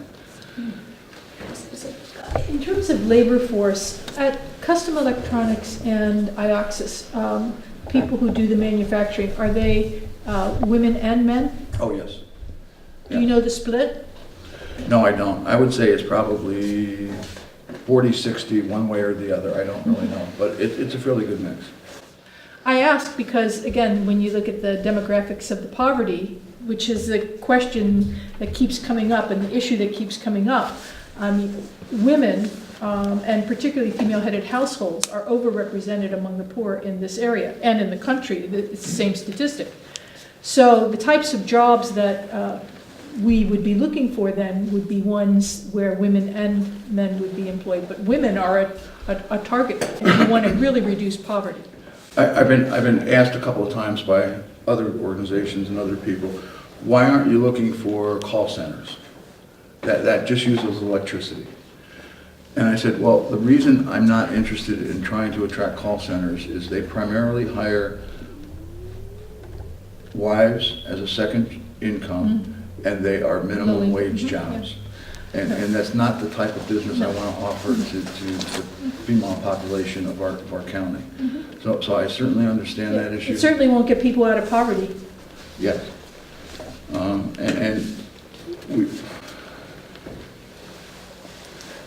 That's probably one of the reasons I'm not on the Workforce Investment Board, because I think they should be doing a better job at that. But that is a concern of ours. Is we want to see everybody, whether it's a man, woman, or somebody, a veteran, make the highest wages we can provide to them. I think how IDA should be rated are two categories. One, how much has the assessed valuation increased in your county? And two, has the standard of wage rates increased in your county? Now, I'm glad they don't do that for number one, because 90% of the time that we have a building expand, the assessors don't raise the assessment. And it sort of defeats the purpose of sometimes why I'm doing what I'm doing. It's like you're supposed to be increasing people's assessments, that way you get more taxes. But I really think most people should say, is our lifestyle improving here? I mean, are we? And that's the other thing that we've had some discussions on, is that, you know, the whole thing at Hartwick last night was recreation, was why not year-round recreation? And I agree. I mean, we don't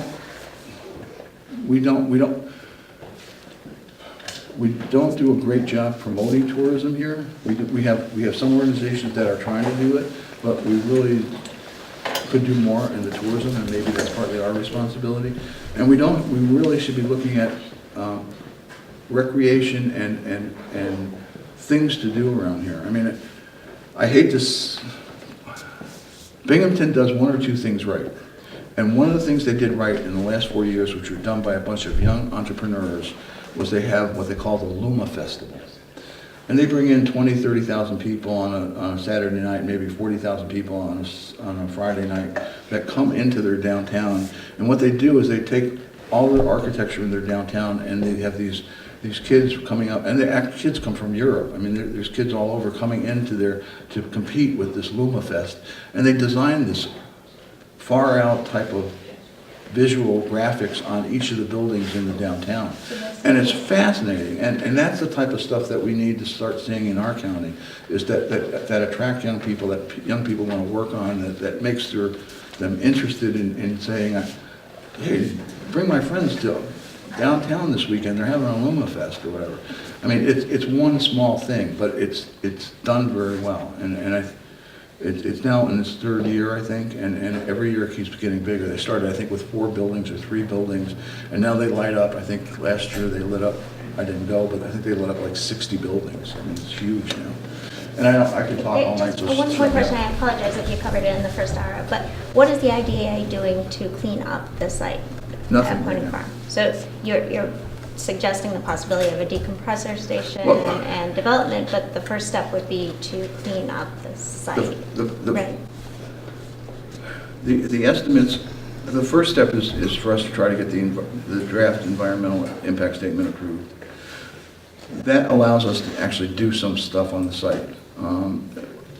Technically, we cannot put a shovel on that property until that gets approved. The first thing we plan on doing is I'm going to approach the city council and ask them to split the cost with me to repave Town Roundhouse Road. In concert with that, we've talked to NYSEG, and we're planning on installing LED lighting along that stretch of the road for traffic, because there is no lights on it right now. The third thing we planned on doing was we've got to identify how we're going to come up with roughly $350,000 just to clean that site up.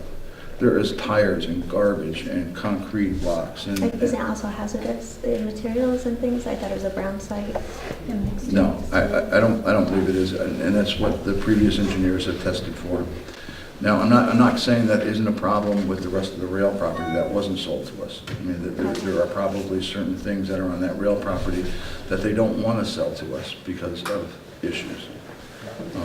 But on the site that we own, I don't expect anything. It seems like that would certainly be the first push, would be to make sure that your site is clean. If there's wetlands and the DEC, isn't going to approve development in that area, then it seems like a lot of effort to be proposing development in an area that it wouldn't be conceivable in.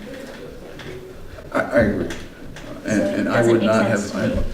The agreements to do the study were done before I got there. However, if I didn't see the previous report by Malcolm Purdy engineers that verified that the sites were clean and DEC signed off on those sites already, I would have walked away from it last year. I honestly believe that there are probably 50 acres of the 89 acres that are decent for development. And I don't... So you would need the DEC to give you a stamp of approval, though, correct? We have that. So then, DEC On the signed off environmental. on the environmental. I mean, it's, But phase once we- 2 was done, and DEC signed off on it, am I correct? Yeah. Yeah, so, And so. What we have to go back to Commercially DEC for is once we have a real company that wants to build there, all their stuff has to be approved by DEC as well. I am not the type of person that wants to squander. I hate spending money, and I don't like bad plans. This is the last 50 acres in the city of Oneonta, and I want to see it done right. I just don't want to put up hodgepodge buildings and just throw in there whatever the first company that says. If there wasn't a camera here tonight, or 2 cameras here, I tell you a story about a company that approached me 2 days ago, and they're willing to buy part of our property in the Oneonta Business Park. And I said, there's no way in hell I'm selling you that property, because A, the community go ballistic, and B, it's not a good fit for the community or our industrial park. So we're going to scrutinize everything we do very carefully as far as, I have a,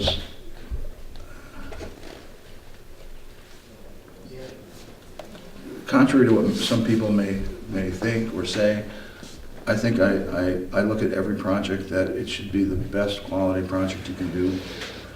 And we just hired an intern a couple of weeks ago, and we went through our philosophy of what the office is. And I said, you basically have 3 bosses when you come to work. The first boss is the people of the county of Otsego.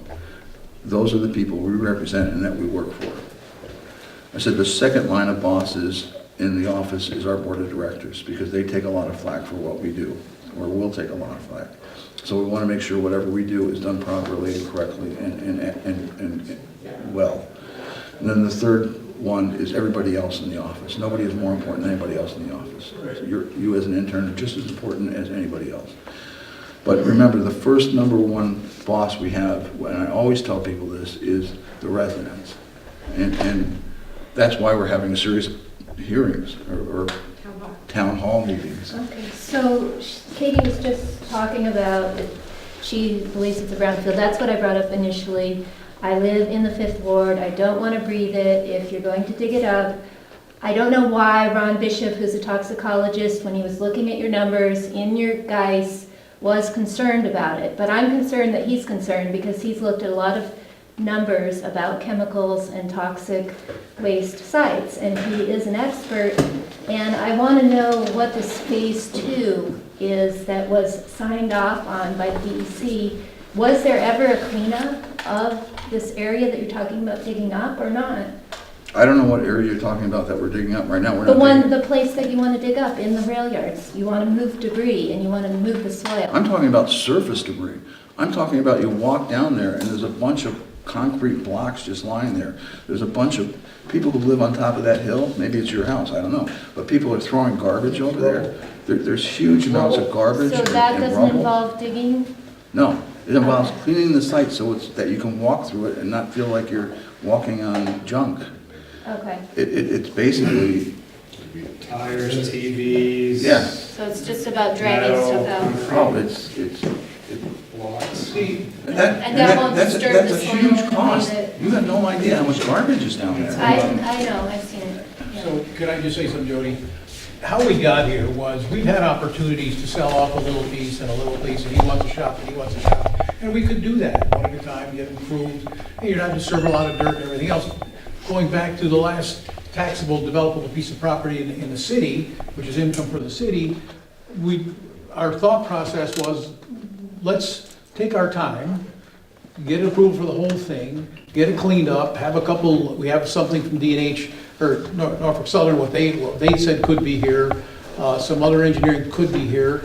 You know, we don't want to rush into doing piece by piece and end up with, maybe it's what we have to do, 14 different businesses down there, each has a little building, maybe that's where you end up. But if we ended up there, it would be different than if we rushed there, in my mind. So if we get a chance to have a larger piece of property flat, ready to go, and can solicit companies that would fit and employ more people, that was our goal, was the greatest return on the piece of real estate for the future of the residents of the town and city and county, whatever, whoever ends up working there. So our goal still is to go slow, in order, and to get the GIS, which would cover everything, and then look at, okay, the next thing would be where are we going to put things, and everything has to be approved as we go. It isn't like you get that, you do whatever you please.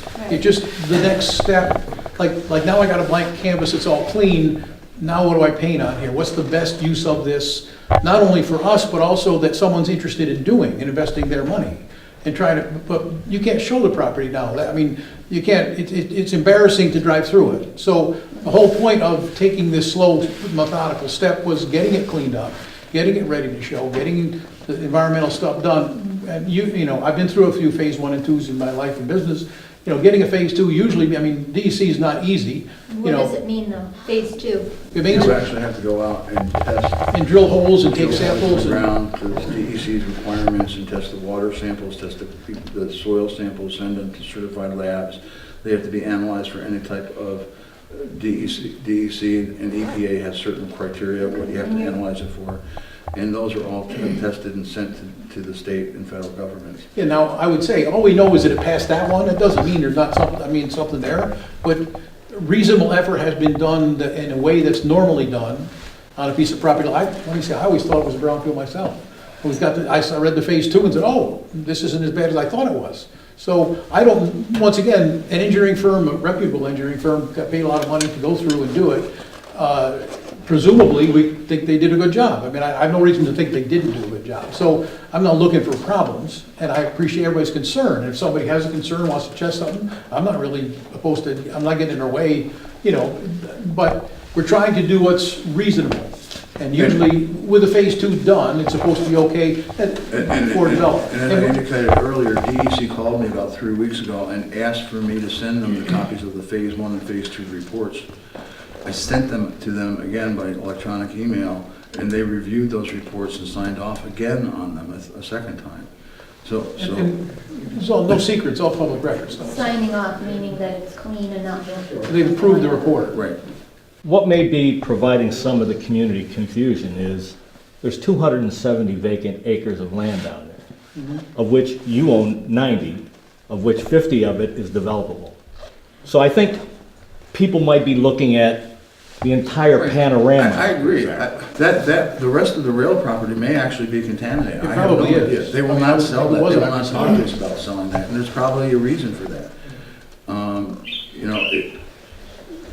But on the property that we purchased, it's been tested by a previous Malcolm Purney engineering firm, which is one of the top environmental engineering firms in the country. I mean, I was surprised that they spent that much money on hiring a firm of that quality to do it. If there are contaminated areas out there that are not part of your property, wouldn't it be nice to eventually someday down the road find out where those controversial areas are and remediate it and make the place And that I will defer to the city of Oneonta as their decision, not the IDA's decision. The guys did say that there, outside of your area, there are heavy metals and arsenic. But my question is about the proposed decompressor plant. And when you put in that IDA request, you noted that the existing capacity, we're at 60% capacity in the DeRuyter. And if we are at 60%, and if we could have even manufacturing, which we don't know, but even manufacturing of the sort that Ioxis does in the rail yards, and they use electricity, then how do you justify the 25% increase in gas supply that you recommend in your proposal?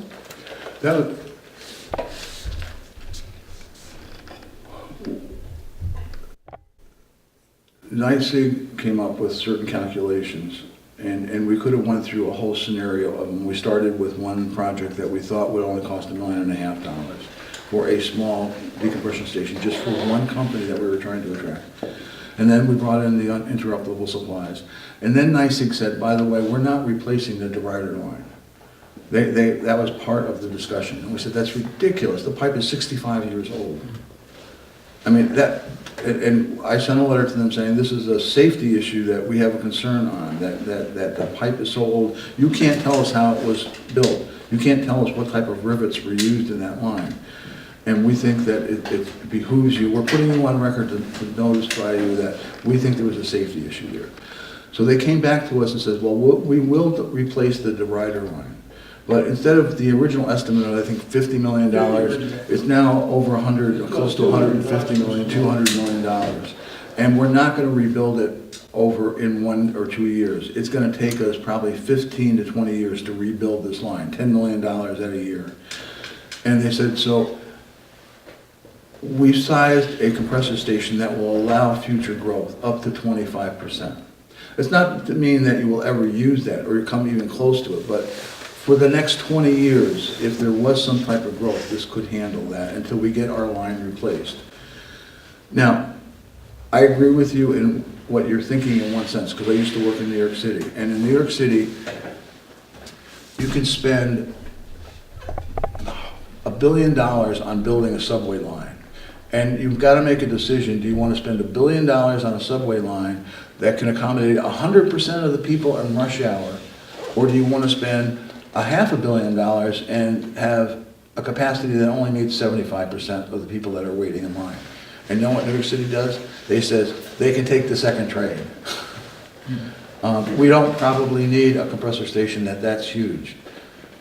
But we ran out of time. And I know that's not an excuse, but there's a deadline for CFAs. And so as opposed to going back to the drawing board again and saying, NYSEG, what can you do that's in a more 15% increase? And that becomes a judgmental call.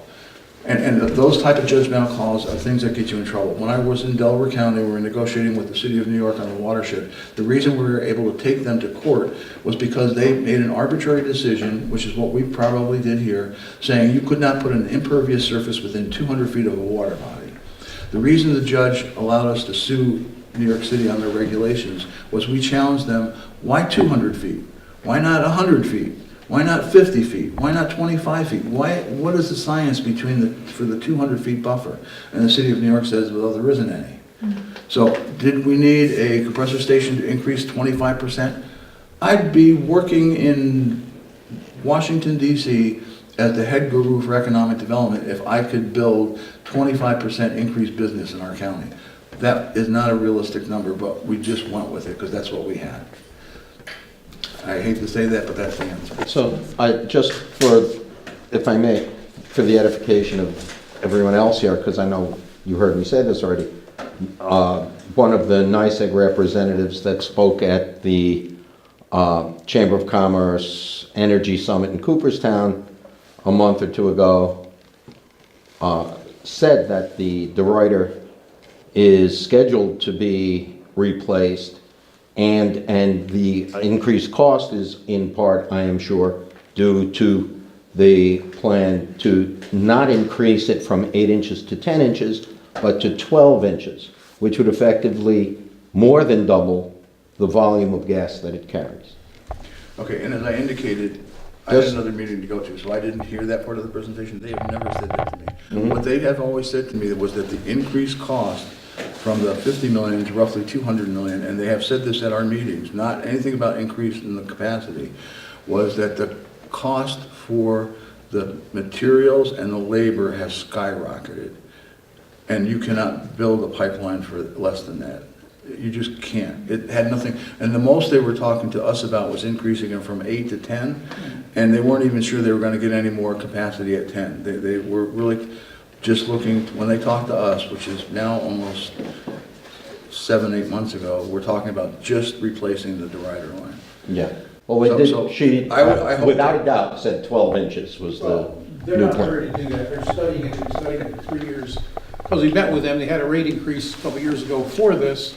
They have really not done anything, and they don't really have any plans. And the last time we talked, in the next 2 years to actually do anything. So we as ratepayers are all paying them extra money. Yeah. I mean, we paid for the last 60 years. They should have been putting a little money away to replace the pipe, but that they took that as profits, which I understand. But the whole point is, it's going to cost us as ratepayers $200 million to replace it whenever it is they do it. Right. And they need to hurry up because it is old. I mean, it's a 50-year pipe that's 60+ years old. We'll hopefully do it before there's an accident with somebody. The other conversation is at the Constellation, there's not a lot of extra gas. So even if they replace it, most of the gas going through the Constellation is sold to somebody. There is one of the firms that buys on national account that could access some of that. I forget now who that was. So, if the capacity might go up 30%, I don't believe we could access that much. What do you mean by the Constellation? What's that? Constitution. What do you mean, you said the Constellation? It's the big pipe that goes up, that they hook into at DeRuyter, that goes up north and then comes. Isn't that the Dominion? Oh, Dominion, I'm sorry, Dominion. Constellation is the one going east-west. And there's, Can I interrupt for a minute? Since I've been waiting patiently. So I attended the 2 GIS open discussions at the city of Oriana.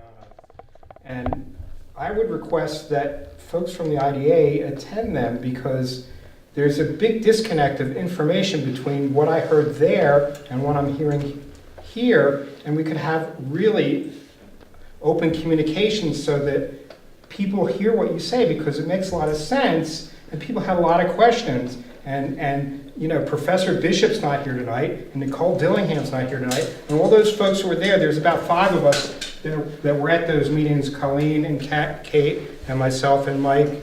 And, we need all really to communicate about this.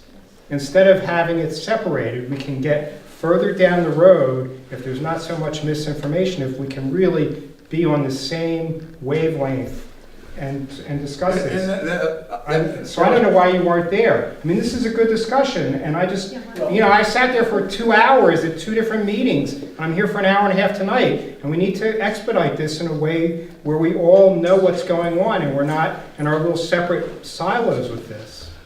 There's a couple of reasons why I didn't attend the public hearings. One was that we hired a professional engineering firm to do an analysis and a seeker review. They are supposedly, and I will say supposedly, the experts in seeker review. I am not. So I'm not going to contradict them at a meeting. I mean, at the same time, the mayor told me I shouldn't be, he would not recognize me to respond to any of the comments from the public because he didn't want a back and forth session. So I said, well, based on those two things. Okay, so now you've answered my question why you weren't there. Now, Dover Engineering is now, since they took all the heat, is yelling at me saying, you should have been there. Right, so maybe, can we have a conversation so we can all be at the same room?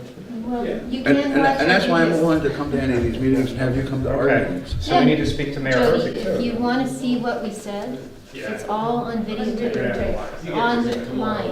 Which You would- can, yeah. there's a link. Oh, So you can And watch the whole thing. if your top boss is the people. whose webpage is it on? It's on the Concerned Citizens of Oneonta Okay. Facebook page. and Okay. a YouTube channel. There's a YouTube. No, I will look at it. Yeah. So I hate to have everybody stay here so late. I really appreciate you coming in. Please, our doors, I know people don't believe this, are open. And come in and talk. I have a picture We have of 4 suggestions, children. right? That's what I'm doing. Stay away from